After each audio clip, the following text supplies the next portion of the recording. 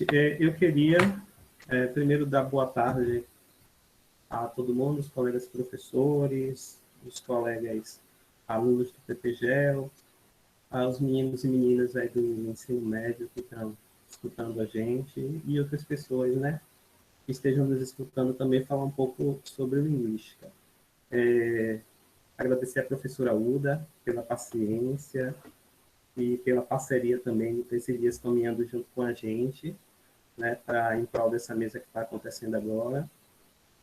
Agradecer ao PPGEL também, né, pela essa oportunidade, pelo esse projeto lindo, o projeto Linguística na Escola é maravilhoso, né, essa comunicação entre o programa de pós-graduação e... Vocês estão me escutando, gente? Esqueci de perguntar isso. Está escutando? Sim, está ótimo. Pronto. Essa comunicação entre o programa de pós-graduação e a educação básica, né? A educação básica ela está sempre longe da produção acadêmica e essa é uma aproximação muito boa. Agradecer a Simone, viu, Simone, pela prontidão aí de me substituir na hora desse perrengue, e a Josimar, que também, né, que se prontificou a projetar os meus slides, já mandei para ele, né, e tentei mais essa vez, como deu certo, então estou eu mesmo projetando. Bem, gente, o título do meu trabalho é esse aí, né, Falando no Gerúndio, onde foi parar o B do NDO. Eu sou Marcelo, né, também sou aluno do PPGEL da turma 2019. Não vou falar muito da minha história, né, não é muito diferente da dos outros alunos de escola pública, como o Josimar falou antes, e Simone também, história linda, inclusive de Simone. Parabéns, eu sou do município de Amélia Rodrigues, do interiorzinho aqui, né, entre Feira de Santana e Salvador, 25 minutos daqui, de carro. Fiz letras na UFES, fiz letras em inglês e português, fui do vestibular 2005.2 e saí da UFES em 2010. E veja, em 2019, né, quase 10 anos depois, estou eu de volta aí na UFES, essa casa maravilhosa que muda completamente a vida de qualquer um que pise os pés aí nesse chão, né, para fazer esse mestrado em estudos linguísticos, né? Já falei que vim da rede pública, acho que eu me apaixonei por língua portuguesa bem cedo, né? Eu acho que a gente tinha alguma coisa para sociolinguística, né? Como disse Simone ali, a voz dela falou, a avó dela falou, né? É fósforo sim. Minha avó falava a mesma coisa, a gente lá em casa gostava de anotar as palavras e corrigir, né, as pessoas. E minha avó dizia, olha, no princípio do mundo as pessoas falavam assim, vocês estão analisando o banco da ciência para ficar preconceituoso, era assim mesmo que ela falava. Então, acho que minha avó já era um pouco sociolinguista nesse sentido, né? Então, antes de entrar propriamente na minha pesquisa, que eu estou aqui para apresentar para vocês um pouco do que eu estou pesquisando no PPGEL, eu vou falar um pouco também sobre variação e mudança linguística, esse assunto tão interessante que Simone já falou um pouco, né, porque a minha pesquisa também está inserida aí nesse campo da variação e da mudança linguística, né? E aí eu começo aqui dizendo que nós vamos falar de um assunto um pouco polêmico, né, porque as pessoas têm um pouco de dificuldade de aceitar que as línguas variam e mudam, né? Ainda é mais fácil as pessoas até aceitar que as línguas variam do que as línguas mudam, porque a mudança é mais fácil de observar quando a gente pega um texto do passado e um texto de agora. E aí eu coloco aí essa tirinha, onde você tem um nativo, né, falando com um gringo. Aí, gringo, tá difícil, né? Tu tem que aprender a falar direito ou tu não sobrevive aqui, não. E aí o gringo fala para ele, desculpa.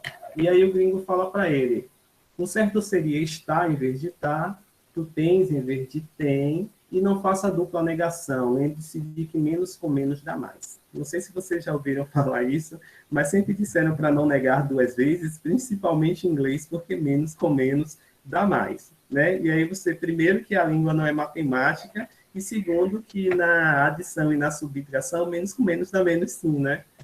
Então, fica isso aí, essa dificuldade de a gente compreender que a língua varia e muda. Só que toda língua varia e muda, e isso é uma verdade incontestável, não tem como você segurar isso. E aí, eu disse que quando você fala de mudança, é mais fácil de você aprender essa mudança, porque você pode comparar dois textos e perceber que a língua realmente mudou. Aí, né, tem um textozinho, né, voltando lá, a fala de Josimar, quando chegaram aqui os portugueses, ou quando invadiram aqui os portugueses, né, um pedaço da Carta de Caminha, descrevendo os índios, isso lá do século XVI, né? E aí a tradução dessa carta para hoje, né? Muitas coisas diferentes, e aí eu coloquei só 3 palavrinhas que são bastante diferentes do que a gente fala hoje. Afeição, né, para afeição, serem para serem, e maneira para dizer um pouco, né? Os índios eram maneiras de avermelhados, um pouco avermelhados. Então, observando esse texto aí, a gente percebe que a língua mudou, tá? Isso tá ótimo. Mas a mudança, ela prevê antes uma variação, né? Que geralmente não é muito aceita. Ou é aceita de umas maneiras um pouco tortas, né, para não dizer preconceituosas. Vamos dizer a forma tu e você, por exemplo, né? A forma tu varia com a forma você e as duas dizem a mesma coisa, sem problema nenhum. Tanto tu quanto você se referem, né, à segunda pessoa do discurso e todo mundo compreende isso. Isso é um exemplo de variação. E aí eu trouxe outros exemplos de variação aqui, né? Simone já trouxe vários na fala dela também. A gente, nós, dizem a mesma coisa. Onde e aonde. Você pode dizer, né? Olha, meu livro de português está dizendo que onde é um advérbio. Está dizendo que em aonde aí tem uma preposição junto com esse advérbio, né? Aonde você vai. Diz um movimentozinho. Enquanto onde é simplesmente um advérbio de lugar. Só que a gente assiste nos programas de TV, nas novelas, e lemos nos textos as pessoas dizendo aonde você mora, aonde você está. Então, veja que a forma onde, embora a gramática esteja segurando ela, né, a gramática normativa, os livros, aonde já saiu aí dessa dualidade de aonde tem movimento e onde não tem, todo mundo está usando o aonde. Biscoito e bolacha também não tem muita diferença, né? Isso são exemplos de variação linguística. E aí vem uma perguntinha, por que é mesmo, né? Que a variação e a mudança acontecem. É simples, porque tudo na vida varia e tudo na vida muda. E aí eu coloquei aqui um exemplo, né, de um pedacinho da música de Lulu Santos, muito legal, né, que diz que nada do que foi será igual ao que a gente viu, né, há um segundo. E isso é verdade, as coisas mudam. E não foi Lulu Santos que disse isso primeiro, já tinha lá um filósofo lá de antes de Cristo, chamado Heráclito de Éfeso, que dizia que tudo flui e nada permanece. Aliás, ele mesmo disse que o mesmo homem jamais entraria no rio 2 vezes, porque o homem seria diferente e também o rio. Então, há essa ideia comum de que as coisas mudam, de que as coisas são efêmeras, embora a gente não consiga perceber que isso acontece na língua, né? E embora seja próprio das línguas variarem, né, existem alguma dificuldade em aceitar, né, que elas variam, que elas mudem, e isso é sério. E pior que isso, há pessoas e instituições que tentam controlar a variação e a mudança linguística. Tem muito programa na televisão, né, dizendo como é que se fala certo. Tem muito vídeo no YouTube dizendo como é que se fala certo. E tem um curso aí rolando de um professor muito famoso, que não precisa dizer o nome, dizendo aprenda a falar português definitivamente. Então, essa daí, né, é o controle, né? Isso é verdade. No fundo, o conceito de belo e de feio, né, de que é feio dizer tu vai, é feio dizer nós é, na verdade não tem muito a ver com a forma linguística, porque a forma linguística está sempre comunicando. O conceito, na verdade, é um preconceito que vai, na verdade, ao encontro da pessoa que usa aquela forma linguística e não da forma em si. E aí a gente pode fazer um pouco da comparação, né, nessa coisa de língua variar e mudar, com o ser humano. Por exemplo, o ser humano, ele pode ser brasileiro, né, e continuar sendo ser humano. Ele pode ser baiano, paraibano, pode ser gaúcho e vai continuar sendo ser humano. ele pode ser negro, branco, amarelo, índio e tantas outras cores ou etnias. Ele vai continuar ainda sendo baiano ou paraibano, vai continuar sendo brasileiro e vai continuar sendo ser humano. Os baixos, os altos, os magros, os gordos, ainda são seres humanos. E existem baianos baixos e magros, e gordos e altos e negros e amarelos. E continuam sendo seres humanos e continuam sendo brasileiros porque há uma carga genética que identifica o ser humano como ser humano e não como outro animal. Tá? E isso também acontece com as línguas. As línguas variam, mas elas continuam ainda sendo línguas, né? Vamos lá dar um exemplo do português. Na língua portuguesa, eu tenho português brasileiro, português europeu, português africano, né? Dentro da língua portuguesa, eu tenho variedades do norte, do nordeste, do sul, e tudo isso continua sendo português. As formas tu sabe, você sabe, oxente na Bahia, base entre os gaúchos, nós vamos, nós vai, bloco e broco, ainda são formas da língua portuguesa. Mesmo que você queira dizer que não é, mas se você compreende, é forma da língua portuguesa. Porque há uma carga genética também nessas formas que identifica todas elas como sendo formas da língua portuguesa, da sua variedade brasileira. Então, a linguística, como ciência, ela não pode achar que uma forma da língua é feia e que a outra é bonita, porque o papel de toda e qualquer ciência é descrever uma realidade, né? E não normatizar essa realidade, é observar e explicar. Então, a descoberta de um novo astro não não compromete a compreensão do universo astrofísico, né? A astrofísica, por acaso, consegue observar a partir de um telescópio muito avançado que existe um novo corpo celeste, e para eles isso é super interessante, e eles vão atrás desse corpo celeste, né, e descobrir o que é que está acontecendo no universo. Isso não é ruim para eles. Uma nova espécie, por exemplo, na biologia. Eu coloquei aqui a foto de uma pererequinha, e o nome dela é Magnus, ou Magnus, né? Do latim grande, ela foi descoberta esse ano, na Bahia, né, no começo do ano, por pesquisadores da UESC. E veja, os pesquisadores da UESC não fingiram que a perereca não existe, não acharam ela feia e nem disseram que ela não faz parte da fauna brasileira e nem baiana. Muito pelo contrário, para eles foi motivo de orgulho descobrir isso, né? Se você procurar na internet, vai ver lá muitas entrevistas falando sobre a pererequinha baiana Mayans. Mas imagine que na linguística, toda vez que tem uma forma inovadora, né? Por exemplo, um broco, poxa, as pessoas querem banir isso da língua. Como ciência, a linguística vai achar que isso é muito interessante, vai tentar descrever por que acontece essa forma, né? Por que existe essa variação? Para falar bloco, né? Se já existia uma palavra, por que tem outra?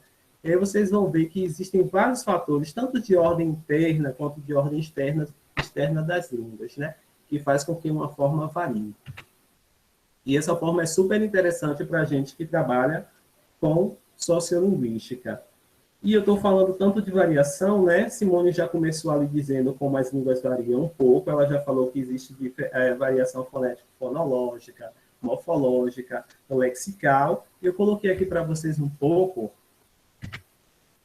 da variação que acontece em outros níveis, que não dentro do sistema da língua, mas fora. Por exemplo, a variação diatópica. A variação diatópica é a variação de lugar, né? E o português ele varia entre muitos lugares, né? Só ali na última apresentação vocês viram que o português é falado em 9 países diferentes.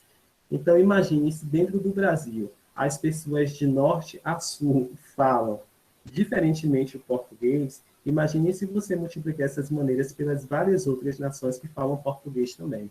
Quando a gente fala variação diatópica, a gente está falando de variação de lugar, certo? Topos significa lugar. E aí vem os exemplos aqui de variação diatópica. Eu trouxe o gerúndio no Brasil e em Portugal, né? Tem uma pesquisadora chamada de Graciele Moté. Ela fez uma pesquisa em 2007 e descobriu que em Portugal eles não usam a forma estou cantando, estou falando, como a gente usa aqui no Brasil, né? Eles preferem dizer estou a falar, estou a cantar, para dizer a mesma coisa. a gente fala cantando e falando.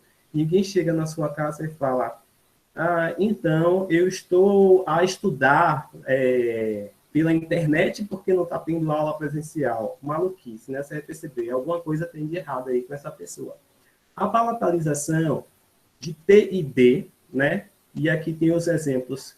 Pode ser tia, partido, bom dia e salgadinho, como também pode ser tia, partido, bom dia e salgadinho, tá? Eu tenho essa forma no meu sistema da língua. Às vezes eu me pego falando tia em vez de tia. Isso é normal. Se você for ali um pouquinho mais para o lado de Serrinha, Quinjingue, né? Esses lugares aí, até pertinho aqui, Santa Bárbara, pertinho de Feira, você vai perceber que o pessoal fala bastante esse T palatalizado. Isso tem a ver com o lugar também onde a pessoa mora, tá bom? Uma pesquisadora chamada Thaís Cristófaro Silva descobriu, em 2012, que no Rio de Janeiro as pessoas não falam tia nem salgadinho, nunca. E que em Pernambuco as pessoas jamais falam tia e salgadinho. Então essa é uma variação de lugar, tá bom? Todos os pernambucanos vão falar tia ou dia, né? Não tem como dizer todos, porque em linguística nada tudo é todos, né? Mas a maior parte deles vão falar assim. Então essa é uma variação de lugar, uma variação diatópica. A pronúncia das vogais, essa é uma característica nossa que é explorada em todas as novelas da Rede Globo, ou em todos os filmes. Os baianos, né, vão sempre falar coração, arrepiado, remédio, peteca. Mas o pessoal da região sul prefere falar coração, arrepiado, remédio e peteca. Tá? Não existe uma forma correta, não existe uma forma feia. Para a linguística, isso é uma variação fonética, que é o que Simone falou aí na última apresentação. A variação também pode ser diastrática, né? Quando eu falo diastrática, eu digo que ela tem a ver com pequenos grupos dentro de uma mesma sociedade. Dentro da nossa sociedade, né, e não só da nossa, a gente sabe que homens e mulheres, e isso tem cada vez mais sido provado, agem, né, de maneiras diferentes, assim como o sistema também age de maneira diferente para com os homens e para as mulheres. Aí está um exemplo, né, de que as pesquisas têm mostrado que as mulheres produzem igual aos homens, mas o seu salário geralmente é menor. Então, isso não acontece só no trabalho, não, tá? Isso acontece na língua também. As mulheres diferem dos homens em algumas maneiras de falar. A idade, os mais jovens falam diferente dos mais velhos, e às vezes a gente até acha que eles estão falando errado, né? Assim, quem nunca ouviu o seu avô ou avó falando milho ou sale, né? Ou vassoura.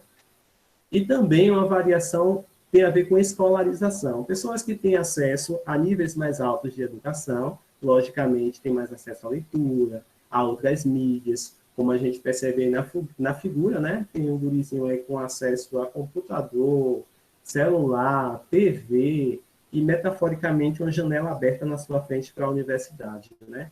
Do outro lado, a gente tem uma escola fechada, né? Para o mundo.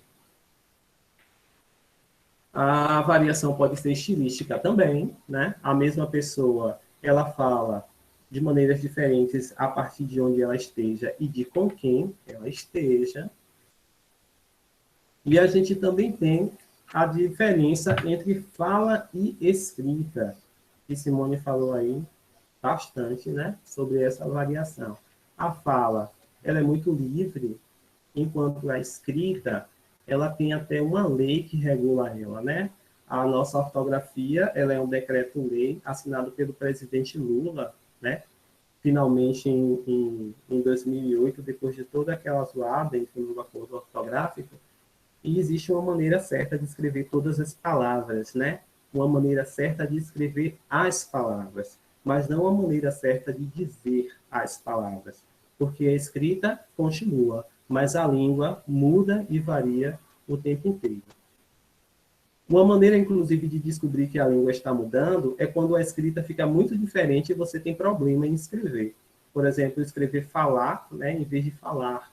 Aí você percebe que alguma coisa está mudando nesse sentido. Se você encontra, por exemplo, uma placa aí na porta de algum serviço, a pessoa avisando que foi almoçar dessa maneira, ela não será presa, né, embora a ortografia brasileira seja uma lei assinada pelo presidente, porque essa lei, ela não tem nenhuma sanção para você. A sanção realmente é social, né? Você vai ser taxado de ignorante e de várias outras coisas, porque você escreveu uma forma como essa aí, tá bom? Então, mas existe um pesquisador estadunidense chamado William Labov, que ele resolveu sistematizar todas essas coisas que a gente tem falado até agora no estudo da língua, né? Ele resolveu dizer que a língua é o que ela é, porque ela está muito bem localizada dentro de uma sociedade, além de ser língua, tá bom? E aí, como é que a gente pode observar essa variação e essa mudança linguística? A gente pode observar de diversas maneiras. A gente pode observar a partir de textos, como já apareceu lá no começo da apresentação, comparando um texto antigo com o texto de hoje. Você também pode comparar a fala antiga com a fala de hoje, né? Às vezes a gente não tem fala antiga para poder fazer nossas pesquisas. Não tem uma gravação, por exemplo, do século XVI para eu comparar como é que eles falavam e como que eles falam hoje. Mas existem várias técnicas aí de a gente conseguir aprender a mudança da fala no tempo. E eu coloquei para vocês a foto de Luizinho em 1950 e seu Luiz hoje, né? Seu Luiz aí nasceu em 1935. Então, aquele carinha que eu mostrei antes para vocês, o Labov, ele usou uma técnica muito legal para a gente descobrir a fala do passado, dizendo que a gente aprende a língua que a gente fala, né, o seu substancial, até os nossos 15 anos de idade. Vocês já devem ter ouvido alguém dizer, vai estudar inglês quando fica adulto e jamais aprende perfeitamente. Bota quando é criancinha que vai aprender perfeito, tá? Tem teorias que falam que isso é verdade. Então, se você pega seu Luiz aí hoje e grava falar dele, você vai ter, na verdade, uma fala de 1950. E aí eu posso pegar um Pedrinho, que tem 15 anos hoje, né, gravar também, ter a fala de 15 anos atrás. Olha aí que eu tenho duas amostras de fala, de tempos diferentes, e posso perceber nela mudanças, né? Isso é bem perceptível quando a gente percebe um adolescente falando diferente de um idoso, que a língua realmente, ela para em um tempo, mas ao mesmo tempo que varia nesse tempo. Bem, depois de falar um pouquinho sobre mudança e variação linguística para vocês, eu vou falar agora da minha pesquisa propriamente dita, certo? A pergunta que eu fiz lá no começo foi por onde mesmo anda o D do NDO, porque eu não sei se vocês têm reparado, mas a gente está falando, está vivendo e está rindo, em vez de estar falando, vivendo e rindo. Nunca vi ninguém corrigir as pessoas por causa disso, mas é muito raro você ouvir as pessoas falar o Dzinho do verbo no gerúndio, tá bom? Quais são as pistas que eu tenho sobre esse fenômeno? Olha, eu já sei que ele se manifesta, não se manifesta muito em textos, né? Lembra que a língua ela é mais fluida e que o texto ele é seguro por uma norma de escrita. Então, o que muda na língua demora um pouco de entrar lá na forma escrita dela. Eu lembro que na última mesa, uma das perguntas do participantes para a colega Stephanie foi se tem um tempo para renovar os dicionários. E ela respondeu que isso vai depender muito de se surgem palavras novas. Até uma palavra ela realmente ser aceita pela sociedade, isso leva um tempo, certo? Pode ser que uma palavra chegue e ela fique sempre aí variando a persona, que as pessoas acham ela muito feia, ou pode ser que essa palavra logo entre para o nosso vocabulário. Isso não tem a ver com a palavra em si, como eu já falei para vocês lá no começo, isso tem a ver com a forma como você avalia a pessoa que fala aquela palavra. Um exemplo legal que está acontecendo na nossa língua agora é o fake news, né? Fake news entrou, substituiu notícia falsa, porque vem de uma sociedade que é uma sociedade rica e aquela coisa toda, e está variando aí com notícia falsa, né? Bem, voltando, eu tenho aqui, né, que você sentou. O meu fenômeno não atinge, a princípio, classes de palavras que não sejam verbos no gerúndio. Ninguém sai por aí falando Orlando para Orlando, né? E Fernando continua sendo Fernando. Fernando não virou Fernando. Logo, veja que esse fenômeno de desinho embora se refere aos verbos, né? Eu vendo frutas. Ninguém fala eu vendo frutas. Veja que esse verbo vendo está no presente do indicativo. Ou seja, o desinho ele vai sempre embora do gerúndio, mas ele não vai embora, né, de outros tempos verbais e de outras classes gramaticais. Tem mais uma pista que eu tenho sobre esse fenômeno. Esse fenômeno não está tentando mudar para outra classe gramatical. Isso vai acontecer? Não sei. Mas tem alguns pesquisadores que acharam, quantidade pouquíssima, mas acharam as pessoas falando quando em vez de quando, certo? Então, essa é uma pista. Mas a minha pesquisa é só sobre os verbos no gerúndio.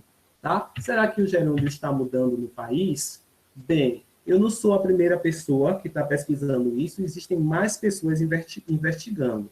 Então, tem outras dissertações de mestrado aí sobre esse assunto, e já tem resultados para São Paulo, para São José do Rio Preto, para Envira, para Tabuco, Fortaleza, Maceió e para a Feira de Santana. Quem está dizendo isso agora sou eu, certo? Então, você vê aí, a parte laranjinha é a parte de onde não tem o D no gerúndio, né? As pessoas estão falando sem o D. E a parte vermelha é quando as pessoas estão falando com o D. Então, perceba que a percentagem de pessoas que estão falando o gerúndio sem o D é muito maior do que a percentagem de pessoas que estão falando o gerúndio com D. Com exceção em São Paulo, né? Parece que São Paulo, aí, isso está acontecendo, mas bem mais pouco. Inclusive, vocês podem dar uma olhada ali, né? Se eu estou falando esse desenho no gerúndio ou se não estou. Como se faz uma pesquisa desse tipo? Ora, como é que eu estou fazendo essa minha pesquisa? Primeiro, eu preciso ter uma amostra de fala da comunidade, né? Eu preciso escutar e transcrever essas amostras. Toda pesquisa ela precisa, né? Se é uma pesquisa com animal, precisa ter um animalzinho ali disponível, né? Tudo tem que ter uma amostra. Precisa estudar a coisa. Então, eu preciso ter uma amostra de língua, transcrever tudo bonitinho, testar o que influencia essa variação. A idade da pessoa influencia, né? Onde essa pessoa mora influencia, o grau de escolaridade dela, se ela estudar um pouco mais, será que o D começa a aparecer? Ela vai aprender isso na escola, né? Qual é a sintaxe da oração? Qual é o tamanho do verbo? Qual é a conjugação? Tudo isso pode influenciar ou não. Na verdade, queremos saber qual dessas, faltou esse aí, né? Qual dessas variáveis motiva o apagamento de D no gerúndio. Eu chamarei, gente, esse meu fenômeno que eu estou estudando, D ou não D, de variável dependente. Veja que uma depende da outra. Se o D aparece, é porque ele não apareceu. E se ele não apareceu, é porque ele aparece. Veja que uma coisa depende da outra. Em linguística, a gente chama isso de variável dependente, tá? A gente transforma todas essas variáveis dependentes em números. Então, eu vou começar a contar. Eu contei lá todos os meus verbos que eu consegui e achei 904 deles. E aí, eu vou lá começar a fazer conta, né? Apareceu 200 deles na fala de mulheres. Desculpa, apareceu 554 na fala de mulheres, mas 200 deles não tem D. Então, veja que ele se manifesta em 44% na fala das mulheres, em 89% na dos homens, 67% nas pessoas mais jovens. E aí eu vou dando essa continha para todas as minhas outras variáveis que eu escolhi para poder entender como é que isso está acontecendo, tá? Para saber o valor simultâneo de todas essas variáveis explicativas na variável dependente, a gente faz uma continha que se chama regressão logística. Veja que se eu só lhe der as percentagens, vai chegar uma hora que você vai dizer, sim, Marcelo, mas você ouviu Feira de Santana inteira? Eu vou dizer, não, ouvi simplesmente 24 pessoas. E você pode me perguntar, e se você ouvisse por acaso 50, será que a percentagem continuaria igual? Não sei. Mas aí existe um cálculo matemático que pode continuar como uma progressão, né, para o resto da sociedade e dizer, se eu continuasse ouvindo todo mundo, qual o resultado que eu teria? Esse cálculo se chama regressão logística. Ele faz parte da matemática, né, uma técnica matemática que foi adaptada para a linguística para que eu não precisasse ouvir Feira de Santana inteirinha para poder dizer se as pessoas estão falando mais ou menos o D no gerúndio, tá? Aí vem uma fórmula matemática bem feia, que é a fórmula da regressão logística, e eu tenho aí o logit P, que é a primeira parte dessa fórmula, que me diz, né, que a probabilidade de uma coisa acontecer é 1 menos a de ela não acontecer. Né? Você joga uma moeda para cima, a moeda vai cair com a face cara para cima ou para baixo, né? Ela nunca vai cair em pé. Pelo menos nunca vi alguém falar. Então, veja que ela tem 50% de chance de cair com a face cara para cima ou para baixo, tá? Então, eu tenho a probabilidade de 50%. Eu também tenho a probabilidade de 50% no meu estudo, porque eu tenho D e não D. Olha, a princípio é 50%. Logo, eu tenho essa fórmula com a constante alfa aí do lado, né? Que não muda nada. Mas aí eu acrescento depois dessa fórmula todas as minhas variáveis X, são aquelas que eu escolhi lá. Sexo da pessoa, a idade da pessoa, o lugar onde ela mora, tudo aquilo eu transformei em número e vou jogar aí nessa fórmula. O que acontece? Um algoritmo computacional vai dar o valor de beta e vai dar o valor de alfa. Isso não é possível fazer na mão, certo, gente? Portanto, está aqui, né, mais ou menos dizendo como é que eu transformo tudo isso em números. As minhas variáveis NDO ou sem o D vai virar 0 e 1, e tudo eu vou colocar dentro daquela fórmula para transformar nesse resultado que vocês estão vendo aí, chamado de curva de regressão logística. Veja, então, esse resultado estatístico vai lançar o meu resultado numérico para o resto da sociedade. E aí, veja que essa curva aqui, quando chega em 5, essa curva passa para o lado positivo, digamos assim, né? P de y igual a 1 é quando a probabilidade, né, do 1, que seja do meu fenômeno acontecer, é máxima. Veja, do lado direito, se passou de 5 o meu resultado, então então o sexo da pessoa pode ser positivo. Se eu estou falando de educação e o resultado dele caiu do lado esquerdo, por exemplo, foi 0,2, então esse resultado não é positivo, a escolaridade não está influenciando aí nesse fenômeno. Por que isso é interessante, gente? Isso é interessante porque isso dá uma riqueza para a minha pesquisa, porque eu não estou simplesmente lá contando e te dando percentagem, eu vou aplicar uma fórmula matemática que vai projetar isso no resto da sociedade, igual aquelas pesquisas que você vê o pessoal falando na televisão. Tá, 30% da população de São Paulo já pegou o coronavírus. Tá? Como é que o cara sabe isso? Ele foi lá na casa de todo mundo e entrevistou essas pessoas? Claro que não, né? Tal percentual de pessoas votaria em fulano de tal se as eleições fossem hoje. Ele entrevistou todos os brasileiros? Claro que não. Mas ninguém duvida dessas pesquisas porque ela tem rigor matemático, tá bom? Então, essa parte da linguística, que trabalha com fenômenos variáveis, se chama sociolinguística quantitativa. Ela te dá uma fundamentação matemática para o seu estudo. Você não vai precisar fazer aqueles cálculos, porque tem um cara que é linguista, mas ele também é matemático, tá? Que se chama David Sankoff, de Universidade Canadense, e ele adaptou todo esse modelo matemático de regressão logística para o computador. Né? Então, eu não preciso fazer nada, só preciso jogar minhas variáveis lá e ela transforma em número, tá bom? Os resultados que eu posso mostrar para vocês de Feira de Santana, por enquanto, são esses. Eu mostrei aquela conta toda lá, mas eu não vou mostrar os resultados da regressão logística, porque senão vocês não vão ficar curiosos para ler a minha dissertação depois. Desculpa interromper, mas você tem 2 minutinhos para concluir. Obrigado, pronto. Tá bom? Então, eu vou dar para vocês o resultado só em percentagem. Não vou dar o resultado lá das fórmulas de regressão logística, tá bom? Deixa eu ver. Voltando, né? Então, projetando o que eu já tenho para o resto da sociedade, eu tenho que o uso do gerúndio com D em Feira de Santana, gente, é apenas 32%. E que 68% das pessoas da minha amostra estão falando aí o gerúndio como dizendo, cantando, vivendo, tá?